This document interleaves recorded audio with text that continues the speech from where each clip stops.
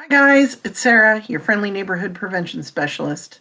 All right, today is Wednesday, April 1st. It's April 1st, April Fool's Day, but I'm not fooling. Okay, so today we are going to talk about bystander intervention, and this is for grades 6 through 8. If you are an educator and you have a kiddo or kiddos that you think could benefit from this, and they're a little bit younger, a little bit older, that's fine too.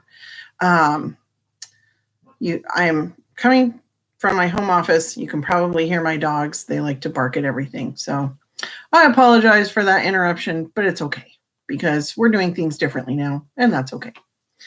All right, so bystander intervention. Well, what is a bystander? Bystander, rather. Sorry. Again, that's what happens when you go live. You make mistakes, and everybody gets to see it. A bystander is basically somebody who witnesses an event but isn't part of the event. So, for example, you're walking down the hall at school and you see a couple of people in a fight.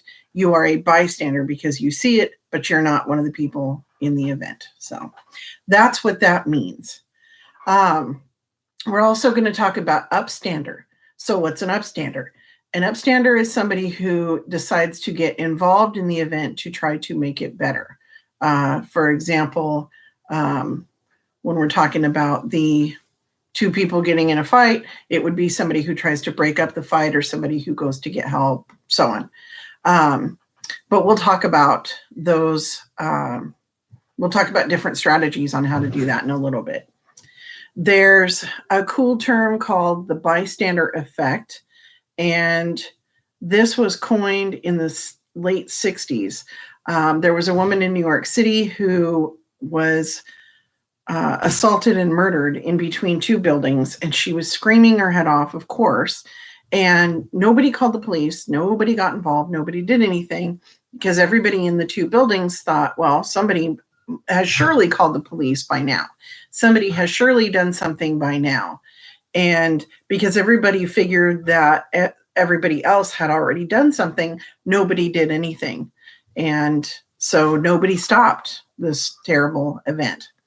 So then professionals were like, we should probably practice this. We should probably talk about what it is to be a bystander and an upstander.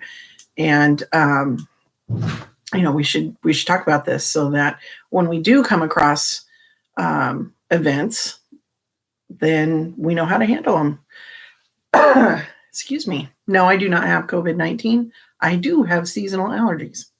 Okay, so a typical bystander goes through 5 phases. The first one is they notice the event. We'll go back to the fight in the hall. Oh, there's a fight in the hall. So you notice the event. The second one is to interpret the situation as to, does it require intervention? So you make a decision. Is this something that I need to get involved in, or, maybe the fight's over now, so you don't need to get involved. Assume responsibility for intervening. That's number 3. So you say, okay, I'm going to intervene. And then you figure out how to help. That's number 4. You figure out how you're going to intervene and you make a plan. And then number 5, you actually intervene in the situation. So this happens pretty quickly. You notice it, you make a plan, you decide to intervene, and you step in. It does not mean that you should ever put your safety at risk or be a vigilante. That's never a good idea. There's ways that you can intervene, that you can be a good upstander without getting yourself hurt. So what are some of those ways? Well, let's see. An ideal bystander approaches everybody as a friend, is honest and direct whenever possible, tries to de-escalate a situation before it becomes a crisis, avoids using violence as a means of intervention. Violence doesn't solve violence. Refrains from antagonizing or accusatory actions whenever possible.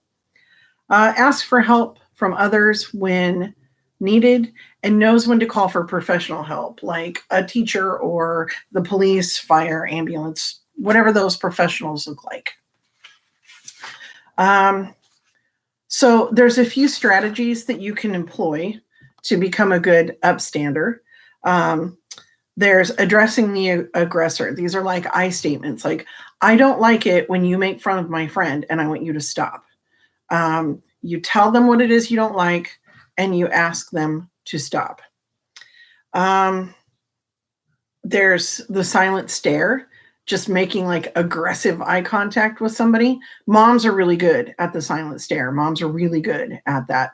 When your mom has had enough. Yeah. Yep, moms are good at that. Humor. Humor is a great strategy. If you are the funny kid, definitely use humor. Not mocking or antagonizing, again, like we just talked about, because that can tend to make a situation worse. But using humor is a great way to diffuse a very tense situation. Bringing it home. This is the fourth strategy. And what this means is helping them have empathy almost. It's like saying, I really don't think you would find it funny if this happened to your sister or your best friend or your mom or your brother or your cousin. So get them thinking, how would I feel if this happened to me or someone that I care about? Talking to them as a friend.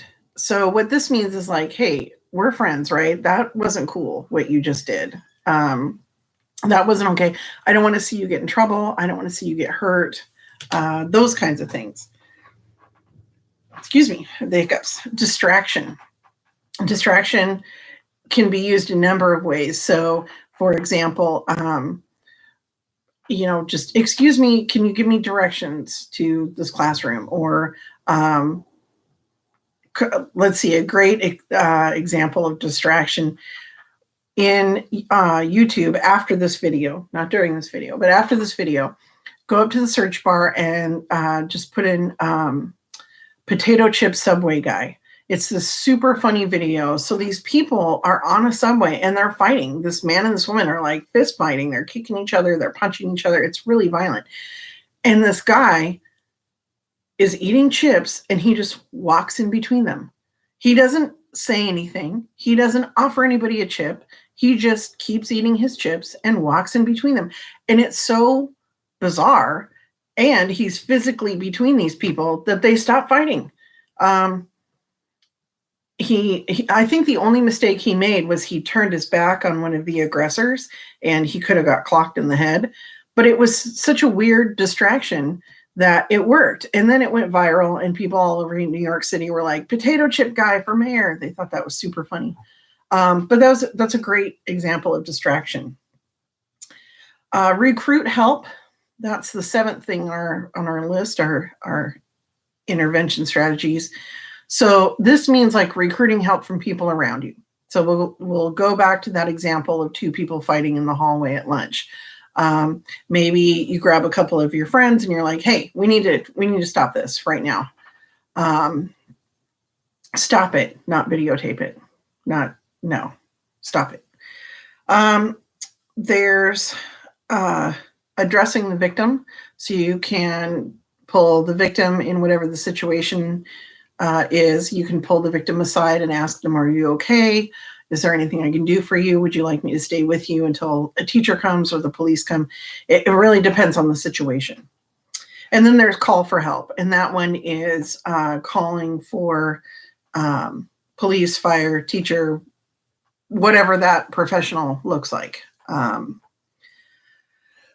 Excuse me. You can go to the Google Classroom, and as soon as this video is over, I will post the Google Classroom link, and you can pull up the intervention strategies, also what a typical and an ideal bystander look like. And there's also something there called a bystander pledge, and we'll do that last. But you can print those off if you want, and you can use those. If you can't print them off, that's okay. You can write it down on a piece of paper. That's perfectly fine. So typically when I teach this class in a classroom, I have 5 cards and I put them around the room. One is talk to the perpetrator. The other is talk to the victim. Call for help, which means call a professional. recruit help from those around you, and do nothing. We include do nothing because it's an option. By not making a choice, you still have made a choice. But there's always a way that you can be an upstander without hurting yourself. And sometimes when I teach this in a classroom, I have kids go in the middle of the room because maybe they have their own strategy. So I would give them scenarios like the people fighting in the hall. And then they would choose the card and they would walk over to that. And then I asked them how they came to that. Another scenario I give is you're in the library studying for a test and you overhear a couple of kids talking about shooting up the school the next day and they sound serious. Because a lot of us would like to think that that can't happen to us, but it happens.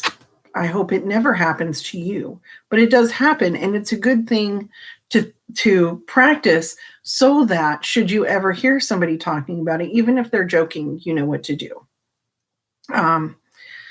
And in these classes, there's really no right or wrong answers to it's how you would handle the situation. And it's all in,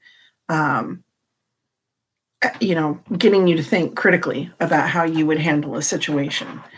So, excuse me. I would love for you to print off those things or write them down on a piece of paper, especially the typical bystander and ideal bystander. And I want you to think about certain situations that you might run into at school or when you're out in the community. For example, or when you're at home. So for example, at school, maybe you're sitting at a table with your friends and there's some other kids at another table and they're making fun of one of your friends and it's really upsetting your friend. Or maybe you see somebody getting bullied, maybe you're getting bullied. Think about those situations that you run into at school and how using those strategies, how would you handle the situation? Would you use a distraction? Would you talk to the perpetrator? Would you talk to the victim? Call for help, recruit help from people around you. There are situations at home where maybe you hear your neighbors in the middle of the night, you're woken up to your neighbors fighting and screaming, and there's some kind of craziness going on. What would you do? So think about some of those scenarios and think about what you would do implementing those strategies. I would love for you to leave comments into the video or on Google Classroom and let me know, to those scenarios or others, what you would do. And if you've come across a scenario like that before, what did you do? Did you employ one of those strategies like distraction or humor? Eating potato chips. Who knew that was a strategy? Okay, so the last thing we're going to get to, because I don't want to keep you super long, I don't want you to get bored, is the bystander pledge. So my printer wouldn't print mine out, but so if you can print it out, great. If not, just take a look at it and write it down on a piece of paper. But basically, I make this pledge to honor the following people in my life. So if I were going to fill it out, I would honor my parents, my husband, my children. To honor these people in my life, I promise to always be a good upstander. I promise to always do what I can to leave a situation better than I found it, because even if it doesn't involve you, you can still leave a situation better than you found it. We're hearing a lot right now about how we're all responsible for each other. We really are one big community. Your school is a community, your family is a community. We're a bigger community, and we're having to social distance so that we can keep everybody in our community as healthy as possible.